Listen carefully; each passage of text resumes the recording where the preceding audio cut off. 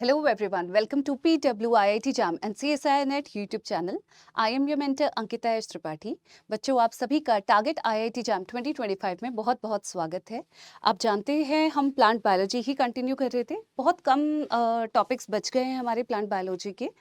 तो उसमें आप लोगों ने देखा था sexual reproduction in flowering plant में हम लोगों ने फर्टिलाइजेशन, मेगा स्पोरोजेनेसिस हो गया और फर्टिलाइजेशन प्रीवियस चैप्टर में या प्रीवियस लेक्चर में आप लोग देख चुके थे।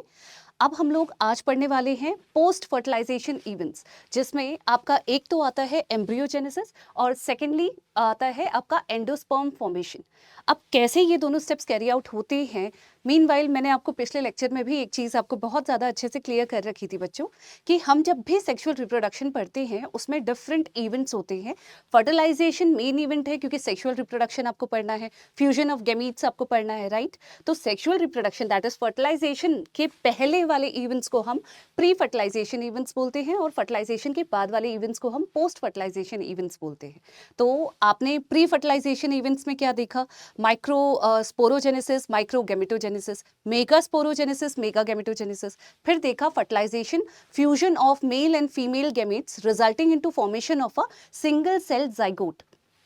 आपका एक सिंगल सेल जाइगोट बन गया है।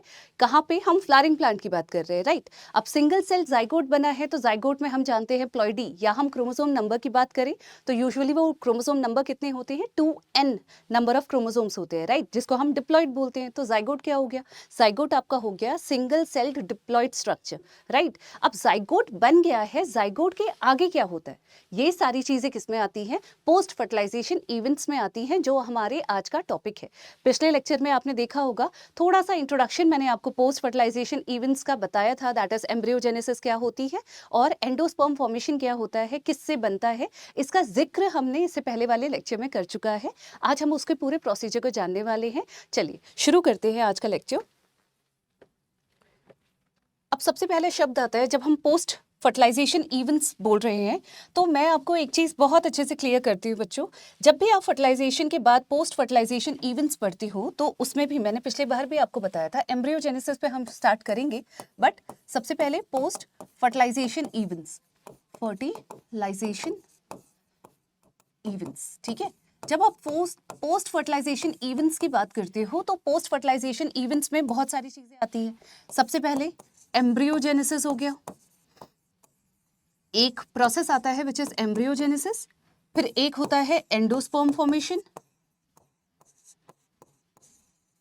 Endosperm formation.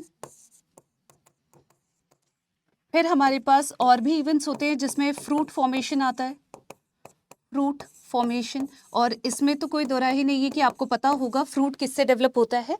फ्रूट हमेशा डिराइव्ड होता है आपके ओवरी से। और सीड किससे बनता है? जो लास्ट इवेंट होता है पोस्ट फर्टिलाइजेशन, जो भी इवेंट्स चल रहे हैं हमारे, उसमें जो लास्ट इवेंट होता है that is seed formation, right. ये पूरा एम्ब्रियो फोल्ड होके सीड के अंदर एक मेच्योर, मतलब आप बोल सकते हो डॉर्मेंट कंडीशन में आ जाता है। फिर उसी के बाद जब आप सीड को सॉइल में जर्मिनेट करवाने के लिए बरी करते हो और पानी डालते हो, जो भी आपको खाद डालनी है डालते हो, तो फिर एक सीड क्या करता है? अंकुरित होता है by the process of imbibition. Imbibition एक ऐसा प्रोसेस है जिससे सीड जर्मिनेशन होता है। अगर आप सिग्नलिंग वगैरह सब छोड़ दो, जैसे फाइटोक्रोम, आपने फोटो रिसेप्टर्स के बारे में पढ़ा होगा, उन सबको अगर हम निग्लेक्ट करें तो एक सिंपल प्रोसेस इम्बाइबिशन होता है जिसकी वजह से सीड जर्मिनेशन होता है, ठीक है। तो फ्रूट फॉर्मेशन आपका ओवरी से होता है। और अगर हम सीड फॉर्मेशन की बात करें, जो लास्ट इवेंट है, तो सीड फॉर्मेशन होता है ओव्यूल से। ओव्यूल बनाता है सीड, ओवरी बनाती है फ्रूट। अब वो डिपेंड करेगा कि आपका फर्टिलाइज्ड है या नहीं है। जब हम पार्थेनोकार्पी, पार्थेनोजेनेसिस, ये सारे प्रोसेसेस पढ़ते हैं, that are different things, right. तो इसीलिए ये 4 इवेंट्स हैं। इन 4 इवेंट्स में भी हमारा आज का पूरा जो चैप्टर है वो फोकस्ड रहेगा ऑन एम्ब्रियोजेनेसिस और एंडोस्पर्म फॉर्मेशन। अब एम्ब्रियोजेनेसिस और एंडोस्पर्म फॉर्मेशन की बात कर रहे हैं हम लोग। आपको एक चीज़ बहुत केयरफुली याद रखनी है बच्चों, जब हमने पिछली बार पढ़ा था तो हमारे पास क्या मिला? हमारे पास ये आपका एम्ब्रियो सैक था। एम्ब्रियो सैक में मान के चलो आपको बीच में मिल गया था एक सेंट्रल सेल, जो बीच में था दैट वाज PEN। हमने इसको क्या बोला था? ये किससे जनरेट हुआ था? आपको याद होगा, एंजियोस्पर्म्स में हमने डबल फर्टिलाइजेशन वाला भी स्टेप देखा था, राइट? क्योंकि फुल्ली फोकस्ड किस में है, हमारा पूरा चैप्टर जो है या पूरा लेक्चर है, it is totally focused on flowering plant. Flowering plant को आप एंजियोस्पर्म्स बोलते हो। तो एंजियोस्पर्म्स की एक कैरेक्टरिस्टिक क्या है? Double fertilisation. डबल फर्टिलाइजेशन किसकी वजह से हुआ था?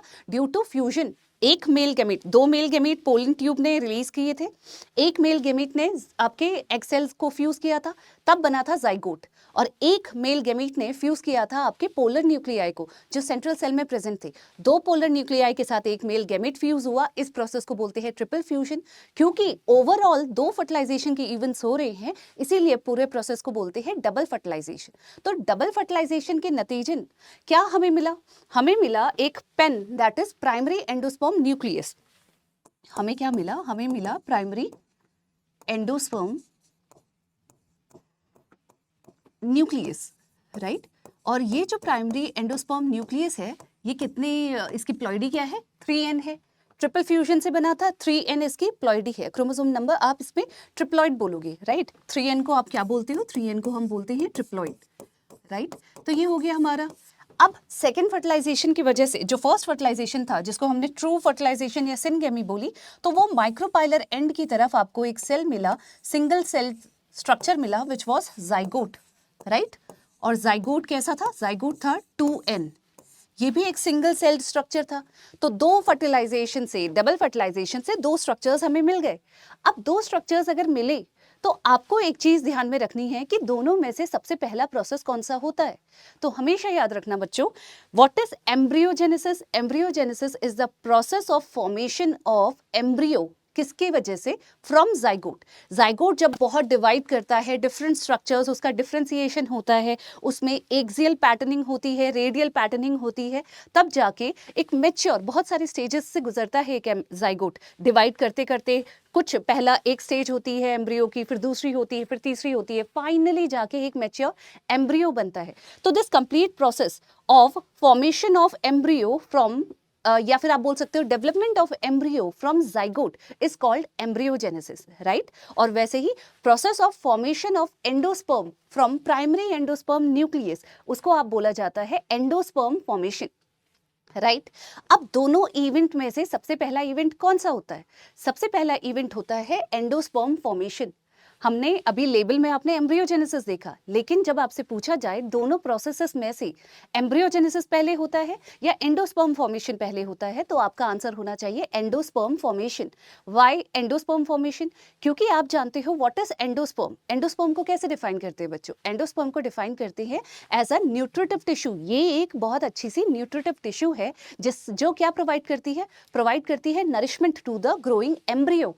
जो जाइगोट से एम्ब्रियो बन रहा है उसको नरिशमेंट प्रोवाइड करने के लिए जरूरत होती है कि एंडोस्पर्म पहले बने। इसीलिए इवेंट्स में अगर आप देखोगे, पोस्ट फर्टिलाइजेशन इवेंट्स में आप देखोगे, तो सबसे पहले कौन बनता है? एंडोस्पर्म बनता है। उसके बाद आपका क्या बनता है? जाइगोट बनते, जाइगोट से एम्ब्रियो बनता है, ठीक है? तो अगर हम यहाँ पे देखें, प्राइमरी एंडोस्पर्म न्यूक्लियस क्या देता है? Gives rise to endosperm and zygote gives rise to embryo। तो अब लिख लेते हैं सबसे पहले एम्ब्रियोजेनेसिस। मैंने आपको ये बताना इसीलिए जरूरी समझा कि कौन सा पहले प्रोसेस होता है, कौन सा बाद में होता है।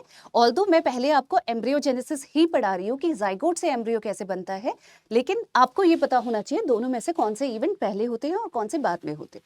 चलिए, अब एम्ब्रियोजेनेसिस लिख दिया, बार बार मैंने डिफाइन भी कर दिया, तो डेफिनेशन भी लिख लेते हैं, ठीक है? The development of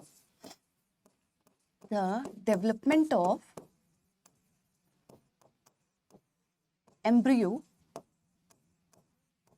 from single celled zygote, single celled zygote।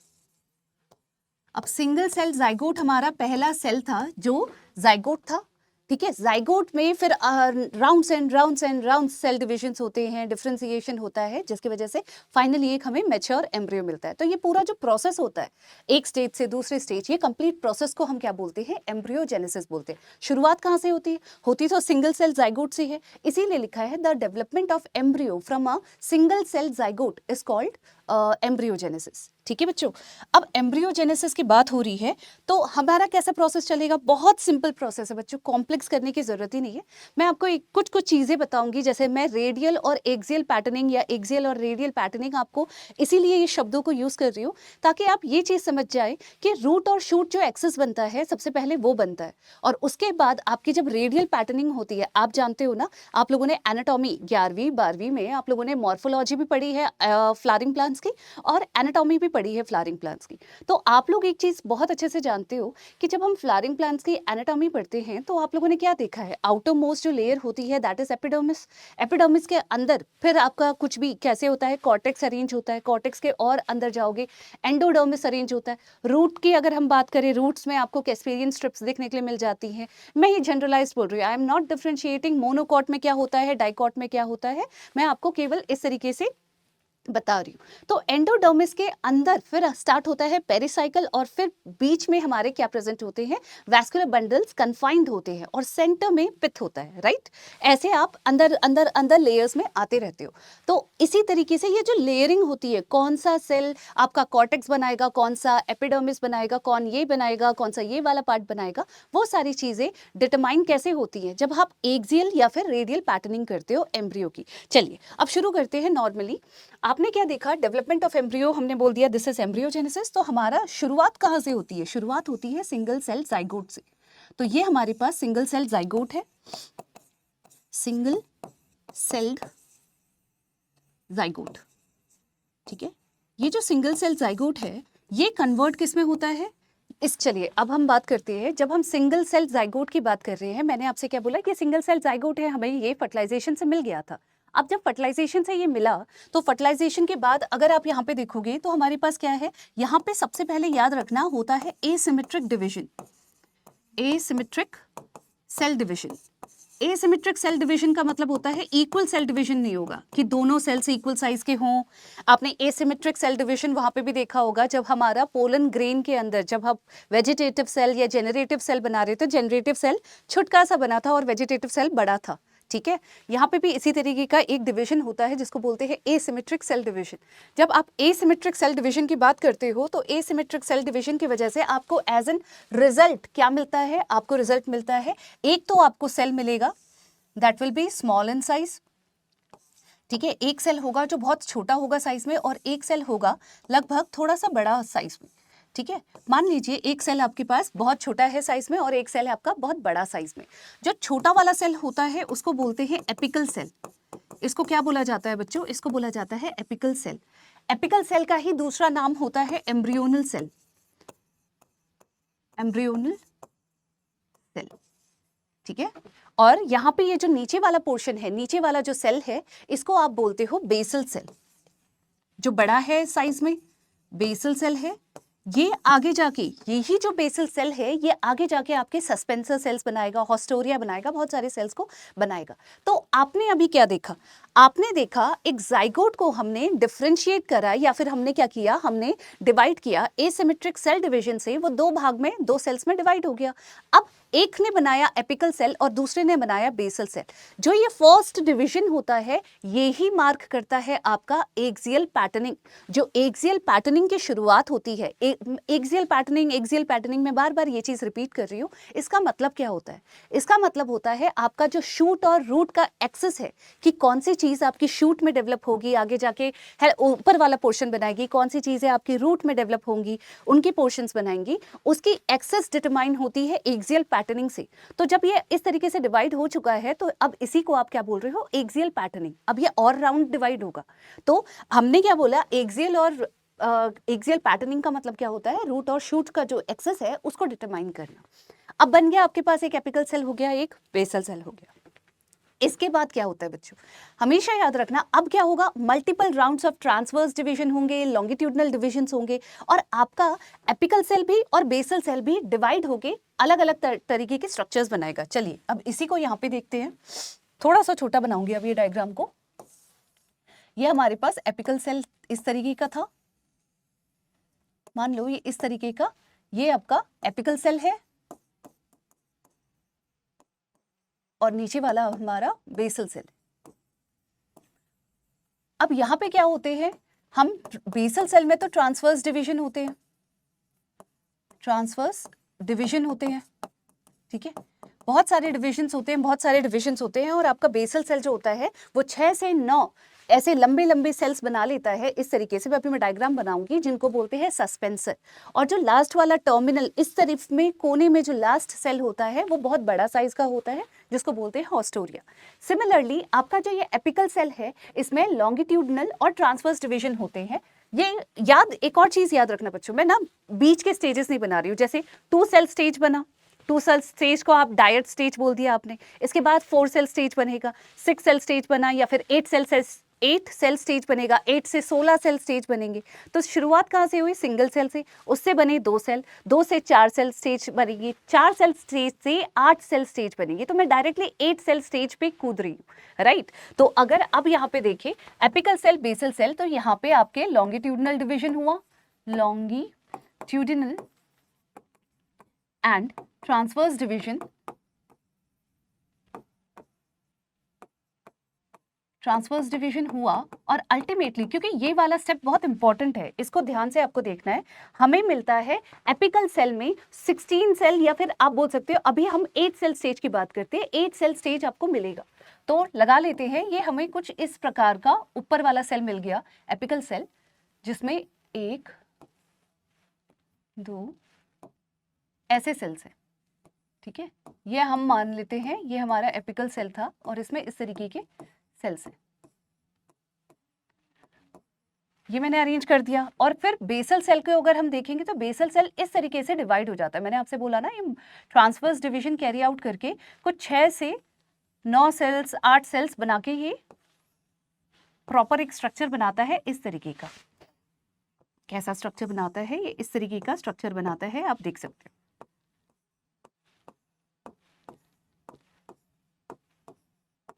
ये हमारा ऐसा स्टेज आ गया।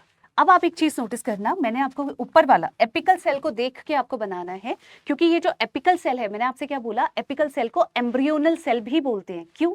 क्योंकि ये बनाता है एम्ब्रियो प्रॉपर।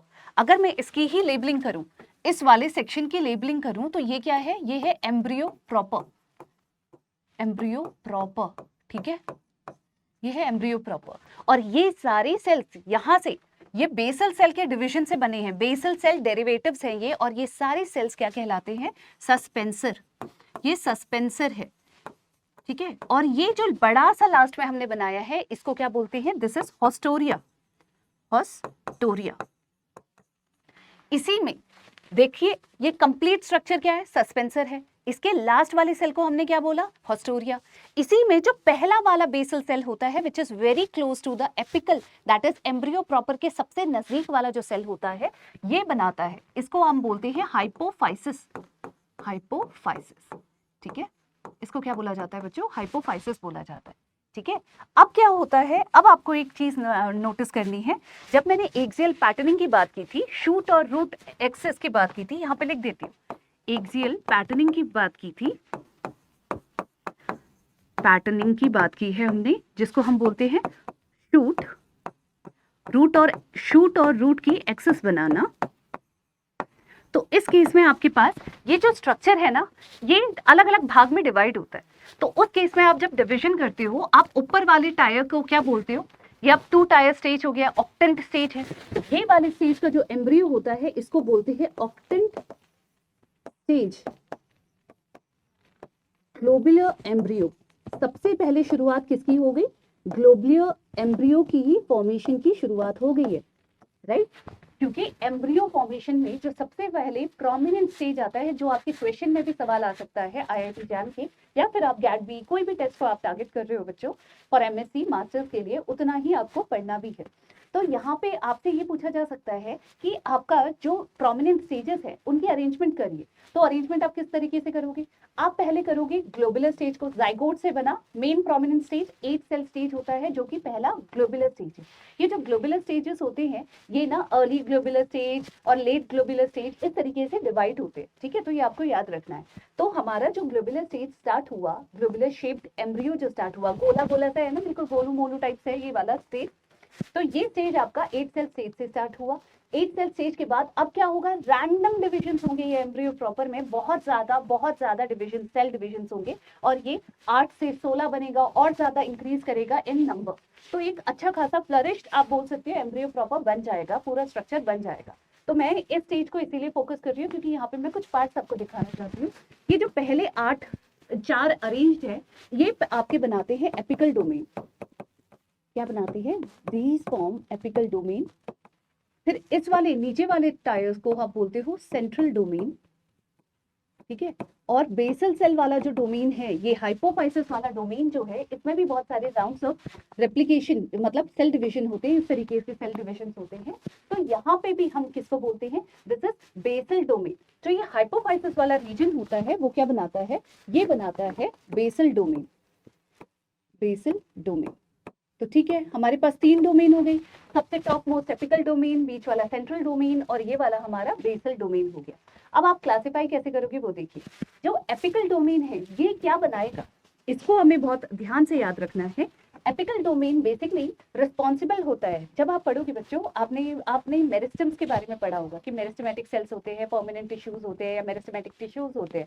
तो आपने मेरिस्टेमेटिक टिश्यूज में एक चीज पढ़ी होगी, यूजुअली अगर शूट के एपेक्स में एक मेरिस्टम्स होते हैं, उनको हम शूट एपिकल मेरिस्टम बोलते हैं, और रूट के टिप में या रूट के टिप के क्लोज में अगर मेरिस्टम होते हैं, आप उसको रूट एपिकल मेरिस्टम बोलते हो, राइट। तो हमारा जो ये एपिकल डोमेन है, इट इज रिस्पॉन्सिबल, मैंने आपसे क्या बोला, एजियल पैटर्निंग में हम रूट और शूट की एक्सेस बनाने वाले, राइट। तो अब एपिकल डोमेन हमारा क्या करता है, ये आगे जाके बनाने में हेल्प करेगा सैम। सैम मतलब क्या है, सैम का मतलब होता है शूट एपिकल मेरिस्टम, ठीक है। तो सैम बनाने में हेल्प करेगा, कॉटिलिडन्स बनाने में भी हेल्प करेगा। तो ये हेल्प करता है formation of Sam and cotyledons, right. और फिर अगर आप देखोगे सेंट्रल डोमेन, जो बीच वाला डोमेन है, कॉटिलिडन्स के जो इंपॉर्टेंट पार्ट्स होते हैं वो बनाने में हेल्प करता है आपका सेंट्रल डोमेन, ठीक है। तो आप लिख सकते हो पार्ट्स ऑफ कॉटिलिडन्स, हो गए, पार्ट्स ऑफ कॉटिलिडन्स हो गए। अब आपका ये जो बेसल डोमेन है, जहाँ पे हाइपोफाइसिस भी था, ये किसके लिए रिस्पॉन्सिबल है। कभी आपसे पूछा जाए हाइपोफाइसिस से क्या बनता है, या फिर, क्योंकि बेसल डोमेन टाइप तो आपके क्वेश्चन में नहीं आएगा, ये तो मैं आपको डिफरेंशिएट करके दिखा रही हूँ बच्चों। हाइपोफाइसिस क्या बनाता है, आगे अगर आ गया तो सेम चीज जैसे ये बनाता है वैसे ही हाइपोफाइसिस या फिर आपका बेसल डोमेन क्या बनाता है, RAM. What is RAM, RAM होता है रूट एपिकल मेरिस्टम। रूट की कैप बनाने में, कैप का important part which is known as columella, वो बनाने में, क्विसेंट सेंटर बनाने में, ये सब बनाने में आपका ये बेसल डोमेन या फिर आप बोल सकते हो हाइपोफाइसिस इन्वॉल्व होता है। तो रैम बनाने में, फिर से बता रही हूँ, RAM is root apical meristem. फिर उसके बाद आ गया आपका parts of root cap and quiescent centre, ये सारी चीजें बनाने में आपका ये होगा। तो बस अब आपका ऑक्टेंट, यहाँ पे स्पेलिंग गलत हो गई, ऑक्टेंट स्टेज ग्लोबुलर एम्ब्रियो बन गया। 8 ऑक्टेंट का मतलब क्या होता है, 8 सेल था ना, 8 कितने, 1 2 3 4 5 6 7 8 सेल। तो हमारा ये बन गया 8 सेल या ऑक्टेंट स्टेज ग्लोबुलर एम्ब्रियो। अब इसके बाद क्या होता है, इसके बाद बहुत सारे रैंडम डिविजन्स होते हैं बच्चों। इसी सेल में क्या होगा, ये पहला इस तरह से बनेगा, फिर आप लगा लो, अब मैं बिल्कुल कुछ डिफरेंशिएट करके नहीं बना रही हूँ, आप इस तरीके से, ये बहुत राउंड डिविजन्स हो गया है, आप लगा लो इसमें। और ये अब आगे जाके हमारा काफी अच्छा मैच्योर ग्लोबुलर स्टेज वाला एम्ब्रियो बना है, लेट ग्लोबुलर मान लो, इस तरीके से।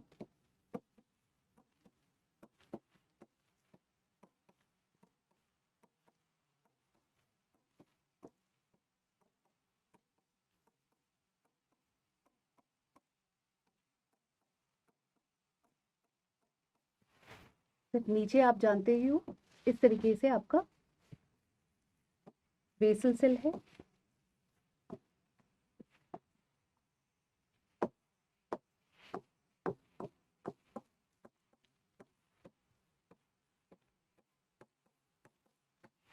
ये वही रीजन है जिसको हमने हाइपोफाइसिस बोला था। ये आपका हॉस्टोरिया वाला रीजन है, हॉस्टोरिया वाला रीजन है, ये आपका हाइपोफाइसिस वाला रीजन है,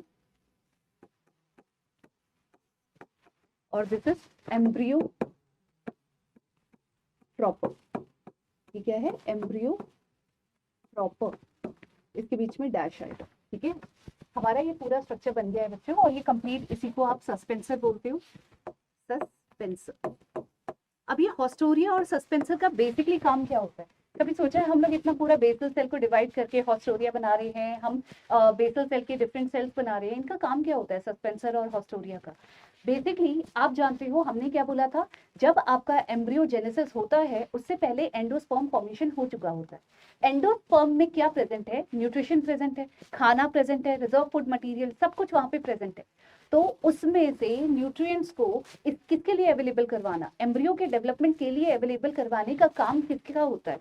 इसी सस्पेंसर और हॉस्टोरिया के थ्रू वो न्यूट्रिशंस को पहुंचाया जाता है किसकी तरफ? एम्ब्रियो के डेवलपमेंट के लिए, एम्ब्रियो फॉर्मेशन में। इसीलिए इसका काम यही होता है कि ये एब्जॉर्ब कर सके इस तरीके से न्यूट्रिएंट्स। ठीक है, तो ये पर्पस है आपका इस वाले पोर्शन का। अब मैंने आपसे, अभी भी हमारा कौन सा स्टेज में ही चल रहे हैं हम लोग? हम चल रहे हैं ग्लोब्यूलर स्टेज में, ग्लोब्यूलर स्टेज में। अब जब ग्लोब्यूलर शेप्ड एम्ब्रियो है आपका,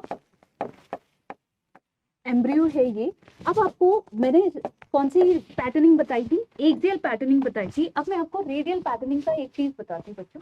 जब हम रेडियल पैटर्निंग की बात करते हैं तो इस केस में रेडियल पैटर्निंग की बात करते हैं तो उस केस में हम इस एम्ब्रियो को डिफरेंट पार्ट्स में डिफरेंशिएट करते हैं। जैसे हम एक सेक्शन को, आउटर मोस्ट लेयर बनाने वाले को प्रोटोडर्म बोलेंगे। जैसे फॉर एग्जांपल रेडियल पैटर्निंग में जो आपका एम्ब्रियो है, एम्ब्रियो प्रॉपर जो है, ये फर्दर डिफरेंशिएट होता है रेडियली। रेडियली पैटर्निंग इसकी होती है, और ये डिफरेंशिएट कैसे होता है? एम्ब्रियो प्रॉपर आपके 3 भाग में डिफरेंशिएट किया जाता है। कैसे? आप जानते हो आउटर मोस्ट हमारा जब बनाता है that is protoderm, outer most होता है प्रोटोडर्म। ठीक है, सेकंड आपका होता है ग्राउंड मेरिस्टम, ग्राउंड मेरिस्टम, और फिर होता है हमारा प्रोकैम्बियम। ये सारे नाम आपने सुने होंगे, प्रोकैम्बियम। तो इसी में ये जो आपका एम्ब्रियो बना, इसके डिफरेंट पार्ट्स, आउटर वो मैंने ये लाइन लगाई है क्यों? क्योंकि प्रोटोडर्म आपका क्या बनाता है? प्रोटोडर्म हेल्प करता है in the formation of epidermis. आपका प्रोटोडर्म से क्या बनता है? एपिडर्मिस। ठीक है, आप जानते हो एपिडर्मिस आउटर मोस्ट लेयर होती है। ग्राउंड मेरिस्टम से हम क्या बना सकते हैं? ग्राउंड मेरिस्टम से बनता है आपका कॉर्टेक्स। एक सेल के अंदर जो कॉर्टेक्स प्रेजेंट होता है और एंडोडर्मिस प्रेजेंट होता है, वो किससे बनता है? वो आपका ग्राउंड मेरिस्टम बनाने में हेल्प करते, सॉरी, एंडोडर्मिस, राइट। और प्रोकैम्बियम की बात करें तो प्रोकैम्बियम आपका क्या बनाने में हेल्प करता है? वैस्कुलर टिश्यूज बनाने में हेल्प करता है बच्चों।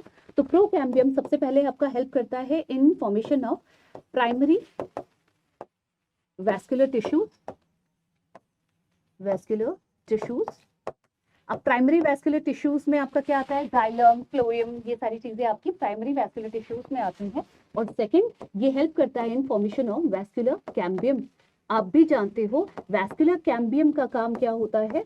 इसका काम होता है बेसिकली आपका क्या बनाना, आपके जो सेकेंडरी ग्रोथ होती है, एक पेड़ जब उगता है तब उसकी जो ब्रांच होती है या स्टेम होती है वो इतनी पतली पतली सी होती है। लेटर ऑन जैसे जैसे वो एज करता रहता है तो वो गर्थ में बढ़ता रहता है, विड्थ में इस तरीके से इंक्रीज करता रहता है। इसको बोलते हैं सेकेंडरी ग्रोथ। और किसकी वजह से आती है? वो आती है लैटरल मेरिस्टम की वजह से। और लैटरल मेरिस्टम मतलब प्रोकैम्बियम जो है आपका, ये क्या बनाएगा? एक तो जाइलम वेसल बनाएगा या फ्लोएम बनवाएगा, या फिर वैस्कुलर कैम्बियम या कॉर्क कैम्बियम बनाएगा जो सेकेंडरी ग्रोथ में इन्वॉल्व होते हैं, राइट। चलिए, तो ये आपके पार्ट होते हैं जब हम रेडियल पैटर्निंग की बात करते हैं। ये सारी चीजें यहाँ पे आपका एम्ब्रियो डिफरेंशिएट कर जाता है। अब आगे जाते हैं, ये हमारा फाइनल स्टेज, ग्लोबुलर स्टेज यहाँ पे खत्म हुआ। अब ट्रांजिशन, जब हम ट्रांजिशन पढ़ते हैं किसके बारे में? Transition of globular stage, globular stage embryo. जो आपका ग्लोबुलर स्टेज एम्ब्रियो है उसका ट्रांजिशन होता है इनटू, वो किसमें कन्वर्ट होता है? कब मार्क आप करोगे कि ग्लोबुलर स्टेज खत्म हो गई है और अब आपका हार्ट शेप एम्ब्रियो बन गया है? जब डेवलपमेंट शुरू होती है, when there is formation of cotyledons. जब प्रोमिनेंट कॉटिलिडन्स वाला स्ट्रक्चर आ जाता है, मोनोकॉट, डाइकॉट, आप देख सकते हो हार्ट शेप अगर देखें तो बिल्कुल इस तरीके का, जब आप कॉटिलिडन्स बनाते हो तब मार्क होता है the end of globular stage और शुरुआत होती है हार्ट शेप एम्ब्रियो की। तो transition of globular stage embryo to heart shape embryo, heart shaped embryo occurs when there is formation of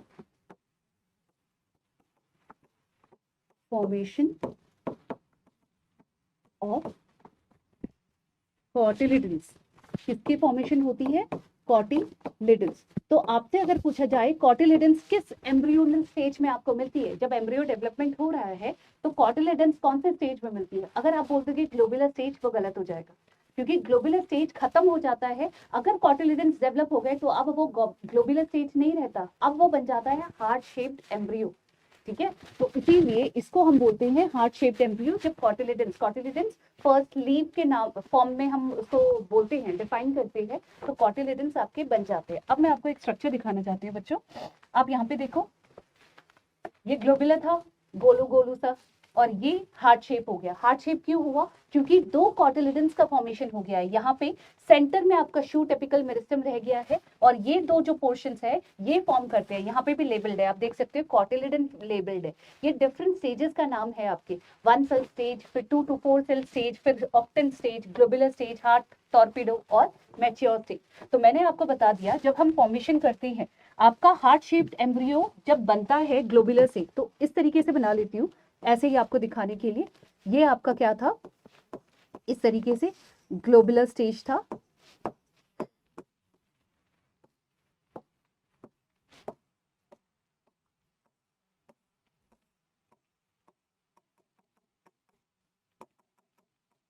ये सिर्फ रैंडम एक डायग्राम बना रही हूँ बच्चों, पीछे आपको प्रॉपर्ली बना के दिखाया है मैंने। तो ये आपका मान लो दिस इज ग्लोबुलर, ठीक है, शेप। अब इसका ट्रांजिशन कब होगा? जब ये ही स्टेज इस तरीके से हार्ट शेप में कन्वर्ट हो जाएगी। ठीक है, ये ही सेल स्टेज इस तरीके से बन गई है, तो इसी को हमने क्या बोला, ये हो गया आपका ग्लोबुलर स्टेज। इसको आप इस तरीके से सेल्स के फॉर्म में डिवाइड कर सकते हैं। अब जो स्ट्रक्चर्स हमने रेडियल एक्सियल पैटर्निंग में देखे हैं वो और प्रोमिनेंट ढंग से दिखने लग जाते हैं। ठीक है, ये अभी मैंने रैंडम आपको सिर्फ दिखाने के लिए बनाया है बच्चों, पीछे बहुत प्रॉपर उसका डायग्राम है, आप उसको ही देख के आराम से समझ सकते हो। ठीक है, इस तरीके से हमारा हार्ट शेप्ड फॉर्म में आ गया है। इस एम्ब्रियो को हम बोलते हैं हार्ट शेप्ड एम्ब्रियो। ठीक है, हार्ट शेप्ड एम्ब्रियो से फिर ट्रांजिशन होता है हमेशा हार्ट शेप एम्ब्रियो, जिसमें ये कॉटिलिडन्स है बनना शुरू हुए हैं आपके हार्ट शेप्ड एम्ब्रियो में। प्रोमिनेंटली आपको जब बन जाएंगे, एक फुल फ्लैश स्ट्रक्चर बन जाएगा। जब भी आपके हार्ट शेप की बात आती है तो बायलैटरल सिमेट्री आती है, जो कि ऑक्सिन के थ्रू प्रोवाइड की जाती है। तो हार्ट शेप्ड एम्ब्रियो की जो सिमेट्री होती है वो कैसी होती है बच्चों? बायलैटरल सिमेट्री होती है इसकी। जब आप इसको कट करोगे तो इक्वल हाफ में ये एक, अगर एक्सिस से कट करोगे तो इक्वल हाफ में ये टूटेंगे। ठीक है, तो ये आपका बायलैटरल सिमेट्री हो गई। बायलैटरल सिमेट्री के बाद अब अगर हम इसके आगे का स्टेज देखें, दैट इज टॉर्पीडो स्टेज। और टॉर्पीडो स्टेज अगर मैं देखूं, आप यहाँ पे देख सकते हैं और ज्यादा, अभी तो ये सिर्फ फॉर्मेशन स्टार्ट हुआ था, और ज्यादा डिफरेंस आप देख रहे हो बिल्कुल अंदर के अंदर। ये क्या हो रहा है, ये आपके सेल्स ना अलग अलग फॉर्मेशन ले रहे हैं, इनका जो मूवमेंट हो रहा है वो इस तरीके से हो रहा है, क्योंकि अब आपको मैच्योर एम्ब्रियो बनाना है। तो मैच्योर एम्ब्रियो से पहले जो स्टेज आता है दैट इज टॉर्पीडो, और ज्यादा एडवांस्ड स्टेज है आपके हार्ट शेप के एम्ब्रियो से। ठीक है, अभी तक सिर्फ स्ट्रक्चर लिया था, कॉटिलिडन वाला स्ट्रक्चर लिया था, अब प्रोमिनेंटली कॉटिलिडन्स बन रहे हैं। शूट एपिकल मेरिस्टम अंदर अंदर की तरफ जा रहा है, नीचे नीचे के रिजेस में जाने की कोशिश कर रहा है। This type of structure is known as आपका heart shape torpedo stage structure. तो इसी को अगर हम देखें तो ये बिल्कुल इस तरीके से जब स्ट्रक्चर और बन रहा है, इसको हम बोल सकते हैं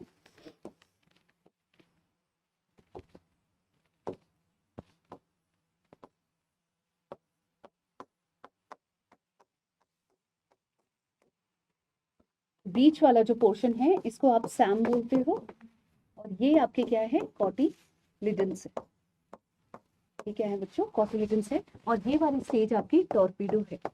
अब टॉर्पीडो स्टेज ये हो गई। टॉर्पीडो स्टेज से आगे आपका जो स्टेज आता है that is mature embryo stage.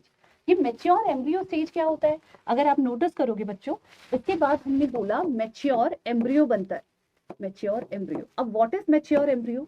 Mature embryo होता है जब ये जो एम्ब्रियो बना, ये वाला जो एम्ब्रियो बना, ये फोल्ड होता है अपने ऊपर, इट फोल्ड्स ऑन इटसेल्फ, अंदर की तरफ ऐसे फोल्डिंग करता है एंड फिट इनसाइड, कवर किससे हो जाता है, इनसाइड द सीड। एक सीड के अंदर जो फोल्ड होके ये फिट हो जाता है और सारा पानी जो होता है दैट इज एब्जॉर्ब या फिर हट जाता है, निकल जाता है उस सीड से, और सीड फिर एंटर कर जाता है into dormant stage. Dormant stage का मतलब क्या है, जब तक फेवरेबल कंडीशन आपको नहीं, आप एक सीड तो बन गया, जब तक सीड को फेवरेबल कंडीशन आप जमीन में नहीं डालोगे, पानी नहीं दोगे, तो क्या सीड जर्मिनेट कर जाएगा हवा में ही रहते हुए? नहीं कर सकता है, राइट। तो इसीलिए लास्ट स्टेज जिसको हम मैच्योर स्टेज बोलते हैं वो स्टेज होती है जब आपका एम्ब्रियो फोल्ड करता है, फोल्ड इस तरीके से करता है that it is enclosed within a seed, right. तभी तो सीड फॉर्मेशन आगे जाके, क्यों हम सीड के कंपोनेंट्स जब पढ़ते हैं तो आप क्या क्या पढ़ते हो, आप सीड में सीड कोट पढ़ते हो, सीड के अंदर कॉटिलिडन्स पढ़ते हो, सीड के अंदर एम्ब्रियोनल एक्सेस पढ़ते हो, एंडोस्पर्म पढ़ते हो, माइक्रोपाइल पढ़ते हो, अब अलग अलग चीजें पढ़ते हो ना। तो वो एम्ब्रियो, एंडोस्पर्म, कॉटिलिडन्स वो सब कैसे आए? वो इसीलिए आए क्योंकि ये जो एम्ब्रियो थे उसी के तो पार्ट है ना हर चीज। इस एम्ब्रियो का फोल्डिंग होता है इस तरीके से कि it gets enclosed within a seed, और वो सीड जो होता है it loses up its water content, उसका जो वाटर कंटेंट होता है वो लूज अप कर जाता है, जिसके वजह से it enters into a dormant stage, right. तो अब ये एक जनरलाइज्ड स्टेटमेंट है। जनरलाइज्ड स्टेटमेंट का मतलब क्या होता है बच्चों, हर एक चीज में सेम कंडीशन होगी वो जरूरी नहीं होता, लेकिन अब क्या करना है, ऑब्वियस है ना, एक चीज को ग्रो करने के लिए पहले वो मैच्योर बनेगा, मैच्योर बनेगा तो मैच्योर एम्ब्रियो बनाने में क्या होता है, अगर हम मैच्योर एम्ब्रियो की बात करें तो मैच्योर एम्ब्रियो क्या होता है, it is when embryo folds and gets enclosed inside seed, एक सीड के अंदर एनक्लोज हो जाता है, उसको बोलते हैं that is called mature embryo. अब हम ये देख लेते हैं, आप देख रहे हो इस तरीके से, टॉर्पीडो हो गया, बेंट कॉट, ये क्या हो गया, ये बेंट जो हो रही है this is type of folding, जब आप फाइनली किसको बोलते हो, मैच्योर एम्ब्रियो को बोलते हो। तो ये आपका कंप्लीट स्ट्रक्चर था बच्चों किसका, एम्ब्रियो फॉर्मेशन का। अब डिफरेंस बिटवीन एम्ब्रियो, एंडोस्पर्म, ये सारे की एक डिफरेंशिएशन टेबल में नेक्स्ट क्लास में आपके पास लाऊंगी, जिसमें हम कंप्लीट डिफरेंशिएशन करेंगे monocot embryo, dicot embryo. Monocot और डाइकॉट में क्या डिफरेंस होता है, monocot embryo, monocot dicot embryo, monocot seed, dicot seed, इन सब में क्या डिफरेंसेस होता है उसकी नेक्स्ट लेक्चर में या फिर उससे नेक्स्ट लेक्चर में, मतलब मैं रिसेंटली आपको वो प्रोवाइड करूंगी, ठीक है।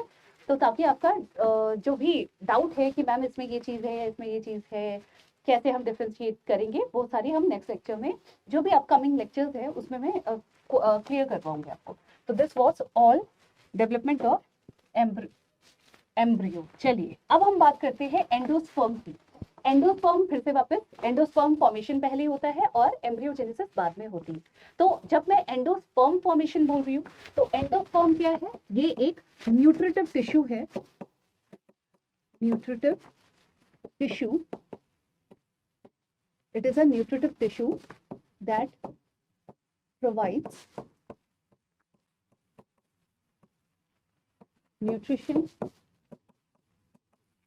sort of या फिर nourishment to the growing embryo.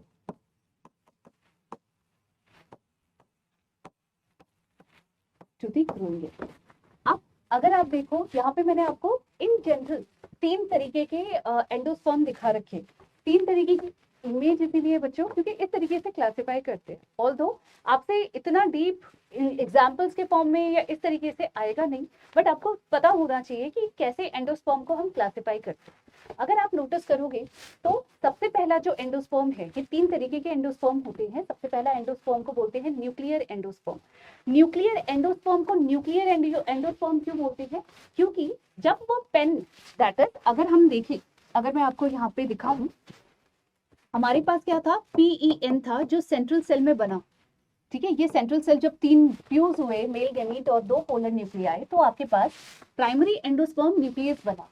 अब ये जो प्राइमरी एंडोस्पर्म न्यूक्लियस है, ये जो इसका न्यूक्लियाई है, ये क्या करता है, सबसे पहले इट अंडरगोस डिवीजन, ये सेल डिवीजन करता है, सॉरी, ये न्यूक्लियाई डिवाइड करता है और बहुत सारे प्री न्यूक्लियर डिवीजन से बहुत सारे न्यूक्लियाई बनाता है। तो अब ये सेल है मान लो, इसमें क्या प्री न्यूक्लियर डिवीजन हो रहे हैं और बहुत सारे न्यूक्लियाई बन रहे हैं, ठीक है, बहुत सारे न्यूक्लियाई बन गए। अब क्या होता है, इनिशियली तो there is no cell wall formation. Cell wall आप जानते हो ना, सेल डिवीजन के लिए हम क्या करते हैं, पहले न्यूक्लियाई डिवाइड होता है, फिर सेल वॉल फॉर्मेशन होती है।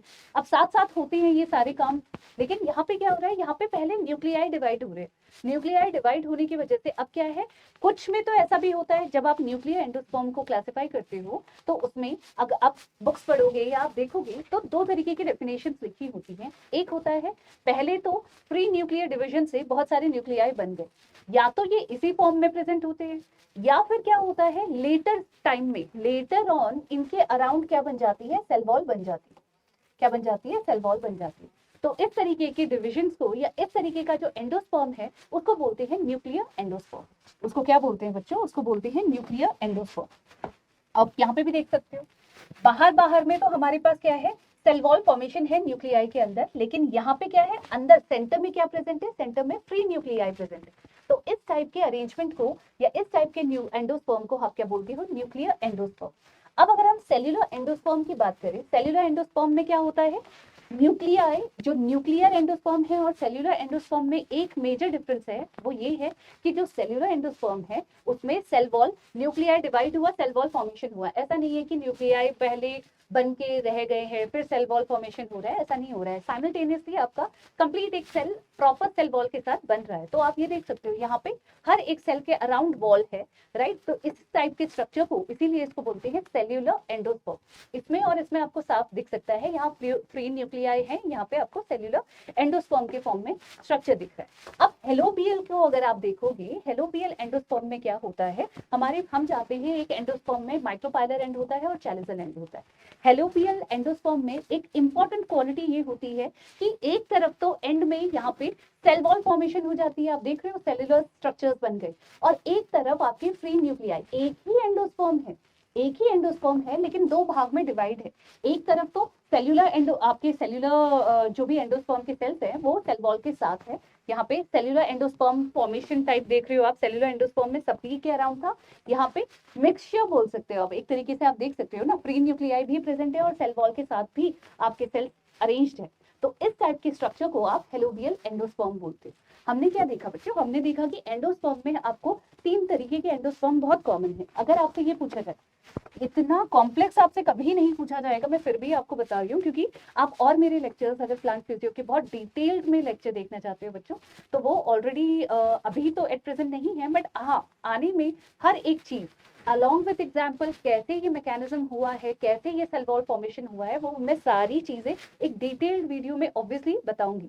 लेकिन आपको क्या पढ़ना है, क्योंकि बहुत कम टाइम है और प्रिसाइज आपको चाहिए कि आप IIT जैम में जितना आता है उसी के अकॉर्डिंग आप प्रिपेयर कर लो। तो इसीलिए आपको पता होनी चाहिए कि कितने डिफरेंट टाइप के एंडोस्पर्म होते हैं। इसके अलावा कभी आपसे पूछा जाता है any example of liquid endosperm, कभी आपसे लिक्विड एंडोस्पर्म की बात की जाती है, तो हमेशा याद रखना लिक्विड एंडोस्पर्म के लिए एक बहुत अच्छा एग्जाम्पल है, and that example is of coconut water. जो कोकोनट का वाटर होता है वो क्या है, वो एग्जाम्पल है लिक्विड एंडोस्पर्म का।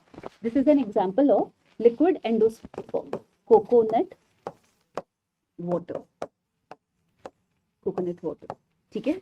तो ये क्या है, ये एग्जाम्पल है आपका लिक्विड एंडोस्पर्म का, कोकोनट वाटर एग्जाम्पल है। ये डिफरेंट टाइप के आपके एंडोस्पर्म होते हैं। एंडोस्पर्म को हम और भी बेसिस पे, ये तो एडवांस हो गया कि हाँ 3 डिफरेंट टाइप के हमारे एंडोस्पर्म होते हैं, लेकिन जो जनरलाइज्ड है, जो आपके एग्जाम के लेवल के हिसाब से है, उसके हिसाब से एंडोस्पर्म को भी हम सीड के बेसिस पे क्लासिफाई करते हैं। अगर सीड में एंडोस्पर्म परसिस्ट कर रहा है, या तो आप उसको एंडोस्पर्मिक सीड बोल दोगे या एल्ब्यूमिनस सीड बोल दोगे। अगर सीड के अंदर एंडोस्पर्म एम्ब्रियो फॉर्मेशन में फुल्ली कंज्यूम हो चुका है, तो आप उसको एक्स एल्ब्यूमिनस या नॉन एंडोस्पर्मिक सीड्स बोलोगे। राइट। तो जब हम सीड का फॉर्मेशन पढ़ेंगे उस टाइम पे मैं आपको एंडोस्पर्म्स के ये एंडोस्पर्म को तो मैं फिर से आपको रिवाइज करवाऊंगी वहां पे ही, क्योंकि एंडोस्पर्म का कुछ सेक्शन वहां पे भी है बच्चों। तो बिल्कुल बेफिक्र रहिए कि यहाँ पे मैम आपने पूरा प्रोसेस नहीं बताया है, मैं आपको जनरलाइज इंट्रोडक्शन दे रही हूँ कि 3 डिफरेंट टाइप्स के हमारे एंडोस्पर्म होते हैं। चलिए अब फटाफट से हम मिलेंगे नेक्स्ट क्लास में बच्चों। जो भी इंपॉर्टेंट टॉपिक्स है, जैसे अपकमिंग में आपका नाइट्रोजन एसिमिलेशन से मैंने बहुत देखे हैं कि क्वेश्चन आते हैं कि नाइट्रोजन क्या साइकिल, नाइट्रोजन साइकिल में कौन से बैक्टीरिया इन्वॉल्व होते हैं, कौन से स्टेप्स होते हैं, उन पे भी क्वेश्चन आता है। आईआईटी जैम को अगर नहीं उसमें नहीं भी पूछा जाएगा तो गैट बी में या सीयूटी पीजी में वो पूछा जा सकता है। तो इसीलिए अब हम नेक्स्ट जो अपकमिंग चैप्टर्स होंगे उसमें आपका नाइट्रोजन एसिमिलेशन पे ज्यादा फोकस होगा हमारा। अपार्ट फ्रॉम यहाँ पे जो बचे हुए इवेंट्स है, seed formation, fruit formation, types of endosperm और थोड़ा एडवांस भी, वो सब हम नेक्स्ट क्लास में करेंगे। तब तक के लिए आई होप आप लोगों को समझ में आया होगा चीजें। चलिए, थैंक यू।